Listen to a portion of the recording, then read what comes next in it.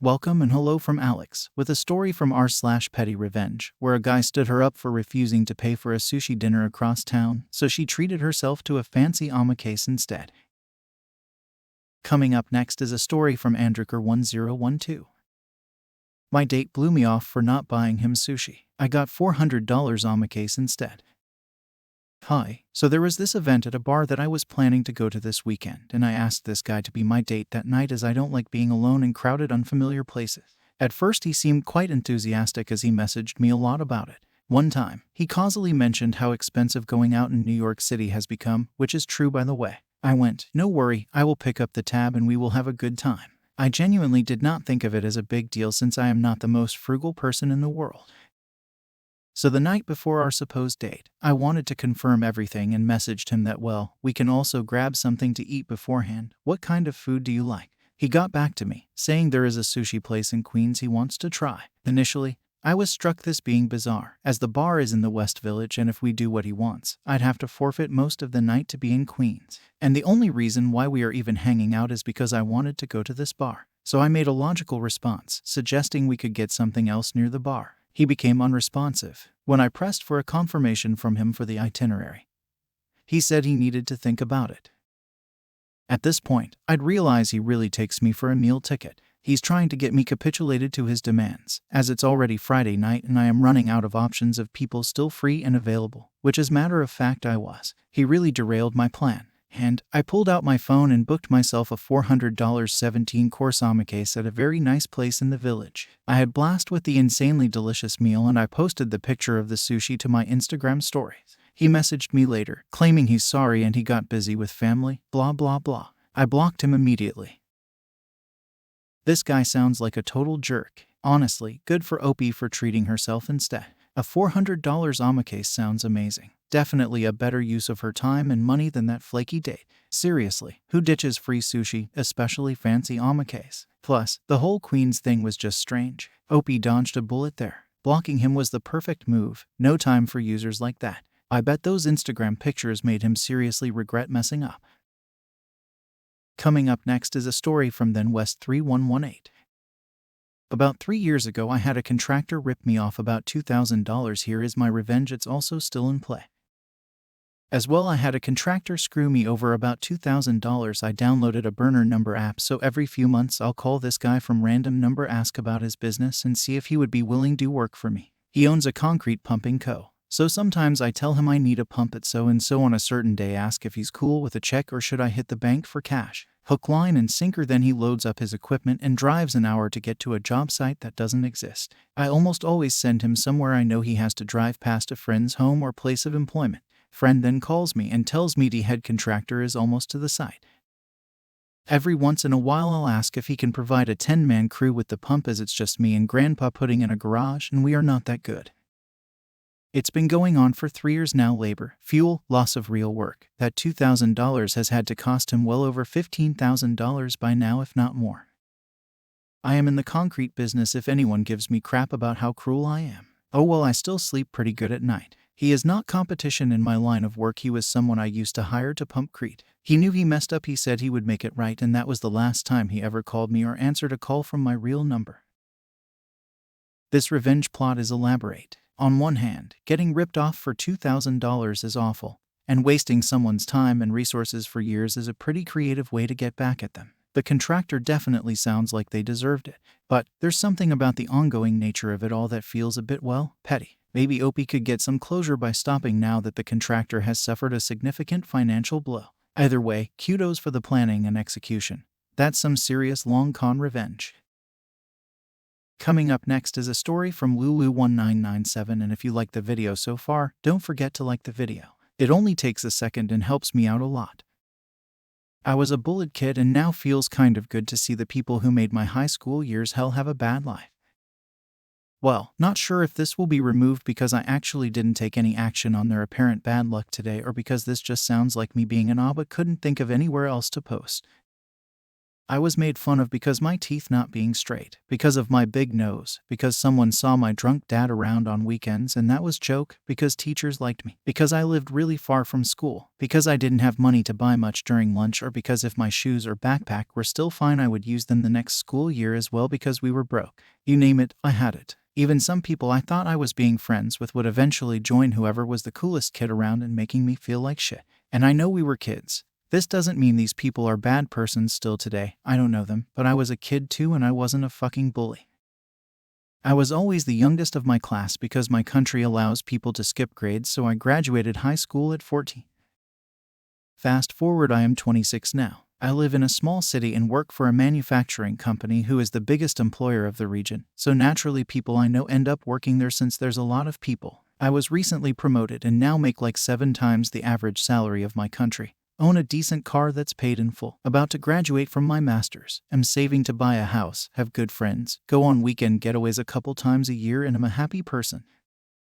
The other day at work, a new operator, she was in training, so new employee, stopped me to say hi and was one of the people who hurt me. The one thing I remember she used to say was, "Poor Esther, let's all raise funds so we can get her teeth fixed." I remember her thing was saying "poor Esther" in a condescending way and laugh, not my real name. She also a couple times stole my backpack and hid it in a bathroom trash can. There's something so insulting on people saying "poor you" because of something you don't even consider a relevant problem in the moment, and it's a problem only because they made it like that about my teeth. She's pregnant, her 3rd pregnancy, started college for a humanities degree that she didn't complete, is single mom of 2 other kids, and has jumped from manufacturing company to manufacturing company after she left college. This is minimum wage in my country, that's like $400 monthly. I have met other people from high school over the years in same case. One of them even went to jail for hitting his wife and kid. I am having a great life and it's not based on other people having a bad one. And this perhaps makes me a bad person, and I know I can fall too or make bad decisions, and I don't know, maybe in her mind this girl is super happy with her life and bunch of kids and salary. I don't know.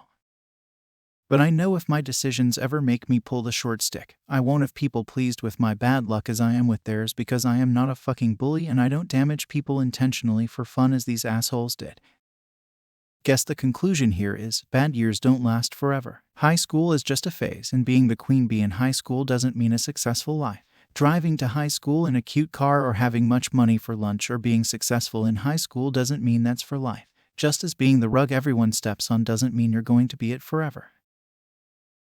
Opie's story is a real rags to riches with a twist of karma. It's hard not to cheer for them after all they went through. Those bullies sound awful, targeting Opie for everything from looks to finances. Good on Opie for rising above it all. Honestly, a little satisfaction in seeing the bullies' not so great lives is understandable. But Opie's success seems built on hard work and smarts, not schadenfreude. They got a great job, went to college, and have a fulfilling life. That's the true revenge. Living well is the best revenge, as they say. Maybe Opie can channel that energy into something positive, helping younger students who are being bullied, or mentoring kids from similar backgrounds. That would be a great way to turn a negative experience into something truly inspiring. Coming up next is a story from Substantial Plane 62. Drink all your wage and not give my mom any, problem fixed. So some background. This happened when I was 15 during the 1980s and the months before I had to leave home due to my abusive alcoholic father's violence. My father would on every payday drink all his wage, sometimes not coming home for days until he was broke. The not coming home part was a mixed blessing. On one hand, my mom and I didn't have to deal with his abuse. On the other hand, I was always waiting for his footfall on the veranda, thus heralding his return home, and then it would start. Consequently, we were always struggling financially, with Mom's wage as a teacher barely covering the mortgage and living costs. I was expected to do very well at school, so I couldn't get an after-school job. Consequently, I never had money to buy the one thing that kept me sane: hardcore punk music. I would play music while I studied, and to channel all that angst and rage. The music was sourced from mixtapes my mates would make for me. I have to say, even to this day, music like the Dead Kennedys gets me through tough times. I digress, so now to the petty revenge. The revenge started when one day I noticed my dad had come home dead drunk and placed his wallet and cash on top of a wall unit in the lounge room before he went to bed. I could see loose $20s and even a $50 lobsters and a pineapple, Australian slang since the currency is colored and easily identified. That's when my plan started to form in my mind. Come the following payday, my dad did the same thing with his cash, so I kicked my plan into action. That morning before he awoke, I pushed a $20 and a $50 off the top and down the back between the wall unit and wall. I had to be super cautious because if he caught on, I would have coped a hiding. So first I left behind some cash, not taking it all. Second, I waited a few days before taking the cash I had hid. This was so that if he came at me, I could plead ignorance. I could go up to the wall unit and point out he must have accidentally knocked the cash behind the unit, being so drunk. Lo and behold, a few days later the cash was still there and Dad was none the wiser. My assumption he is too drunk to notice missing cash was correct. I retrieved the cash. I slipped the $50 into Mom's wallet and kept the $20 with the anticipation that I could get some new vinyl. We are talking the late 80s here. How sweet that purchase of new music was. This game went on for a few months before I found him tearing up my room one day. He found nothing as I had my hiding spot. He had nothing on me, but the game was up. Forward a few more months, I leave home due to some pretty extreme violence, resulting in Mom getting legal support to kick him out. I returned home, completed school, and went to university. I never had anything to do with him again. Another kind of petty revenge. I still have that cherished vinyl collection, and in my 20s I finally told Mom what I had done. Keeping her uninformed was to protect her at the time. She replied, all those times of finding extra money in my purse puzzled me for ages. Now I know. This story is both sad and inspiring. Opie's situation sounds awful. A teen dealing with a violent, alcoholic father and financial strain. Hard to blame them for finding an outlet in hardcore punk. Taking some of their dad's wasted money feels justified. He was squandering it anyway, and Opie used it to help their mom and buy something that mattered to them. Plus, the way they did it, leaving some behind, waiting a few days, shows they were smart and careful.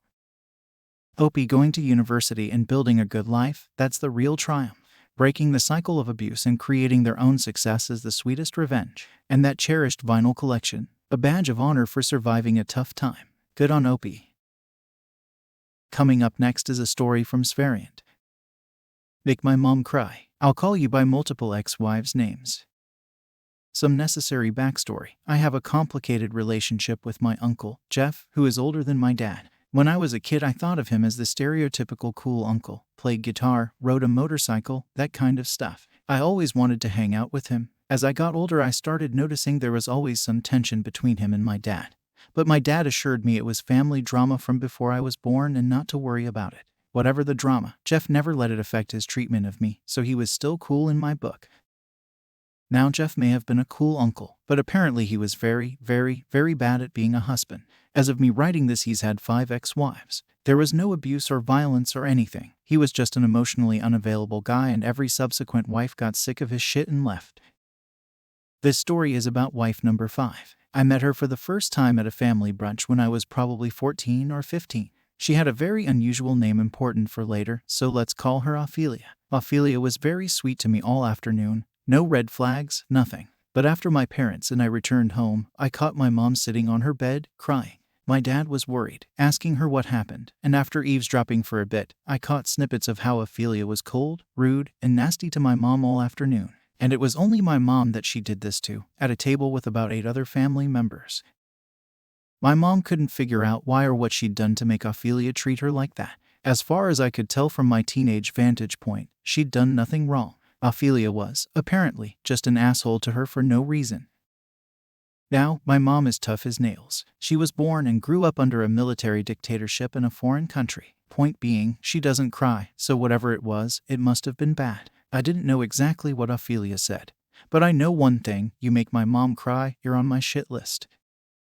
Later that year, Jeff and Ophelia came over for a summer barbecue with a bunch of our neighbors. If you're wondering why we bothered inviting them after all that, my parents believe in forgiveness and staying close with family even through difficulties. I, however, am a petty teenage bitch at this point. I gave Jeff a welcome hug, and then as I hugged Ophelia, I said loudly, "It's so good to see you again, Jane." Jane was Jeff's wife number 1. Ophelia looked shocked, but I guess she chalked it up to an accident or just dumb teenage memory, because she just kinda took it in stride and reminded me of her unusual, impossible to forget name. I apologized and the barbecue went on without another hitch. The next year, Mother's Day brunch with my grandma, my parents, Jeff, and Ophelia. I greet her again by calling her Hannah. You guessed it, wife number 2. Another summer barbecue that year. I called her Miranda, wife number 3. Unrelated, but Miranda was my favorite of his wives. Yes, I realize I am making my uncle sound like Henry VIII. By this point, I don't know if Ophelia thought I had genuine memory issues, but it was so satisfying watching the way her face would go red and her lips would pinch every time I got her name wrong. I would smile every time like I made an honest mistake, which I am sure pissed her off more. I never got around to calling her by wife number 4's name, Jenna, because whatever old family drama happened suddenly flared up again, and Jeff and my dad stopped communicating altogether. There was some fallout from that over the years, like Jeff and Ophelia trying to trick my dementia-addled grandma into changing her will in their favor, which was my final straw with my uncle, but otherwise I haven't heard from them since. And if you're wondering if Ophelia managed to stick it out as wife number 5, you should know that I signed up for Ancestry to start making a family tree, and by pure happenstance I found Jeff and Ophelia's divorce papers in the online records. Good luck to wife number 6, I guess. Opie's revenge is pretty hilarious, calling out Ophelia by her ex-wives' names, devious and petty, but undeniably funny, especially because Opie did it in such a way that Ophelia couldn't really complain. And let's face it, the woman was rude to Opie's mom for no reason, she kind of deserved it. Opie sticking to their story about forgetting the names is the icing on the cake. It sounds like Ophelia knew exactly what Opie was doing, but there wasn't much she could do about it. Is it the most mature way to handle things? Probably not. But sometimes a little public humiliation is exactly what someone deserves, and Opie definitely delivered. Plus, it sounds like Opie has a good relationship with their parents, so no harm, no foul. And hey, if finding those divorce papers online is any indication, Opie's little act of rebellion might have been a tiny nudge in the right direction for Ophelia. That wraps up r/PettyRevenge. If you enjoyed this content, make sure to visit my Spotify channel, link is in the description, so you can listen to the best Reddit story while being outside, and remember to hit that subscribe button.